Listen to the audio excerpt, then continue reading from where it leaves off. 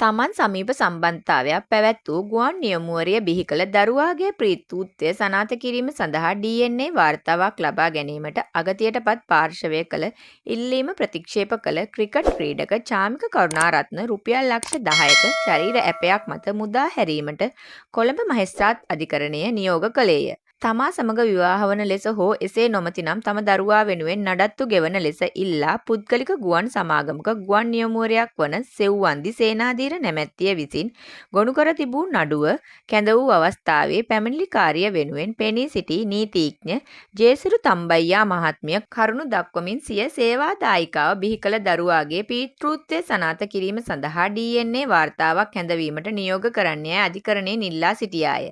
DNA වාර්තාවක් කැඳවීමට අධිකරණය බලපෑමක් කළ නොහැකි බවත් එය ඔප්පු කිරීමේ භාරයට පැමිණිලිකාරිය සතු බවත් අධිකරණය පෙන්වා දුන් සැකකරු වෙනුවෙන් පෙනී සිටි නීතිඥ අසේල රැකව මහතා සිය සේවාදායකයා DNA පරීක්ෂණයකට මුහුණ දීමට මෙන්ම එම දරුවාට පීතෘත්වය ලබා දීම ප්‍රතික්ෂේප කරන බව පැවසීය. දෙපාර්ශ්වය විසින් ඉදිරිපත් කළ කරුණු සලකා බැලූ මහේස්ත්‍රාත්වරයා එම නඩුව ලබන ජනවාරි 30 වැනිදා දක්වා කල් තැබීම නියෝග කළේය. තමන් විවාහ කරගන්නා බවට ලබා දුන් පොරොන්දුව අනුව සැකකරු සමග සමීප සම්බන්ධතාවයක් පැවැත් වූ නමුත් තමන් විවාහ කරගන්නා බවට ලබා දුන් පොරොන්දුව අනුව සැකකරු සමග සමීප සම්බන්ධතාවයක් පැවැත් වූ නමුත් තමන් විවාහ කර නොගත් බවත් එම පැමිණිලිකාරිය අධිකරණයට පෙන්වා දී තිබිණි. මෙම පැමිණිලිකාරිය ගර්භණී අවදියේදී පවා ඉන්දිය ගුවන් නියමුවරයෙකු සමග ඡායාරූප ලබාගෙන ඇති බවත් චාමික කරුණාරත්න වෙනුවෙන් පෙනී සිටි නීතිඥ අසේල රැකව මහතා අධිකරණයට වැඩිදුරටත් කරුණු දක්වා ඇත.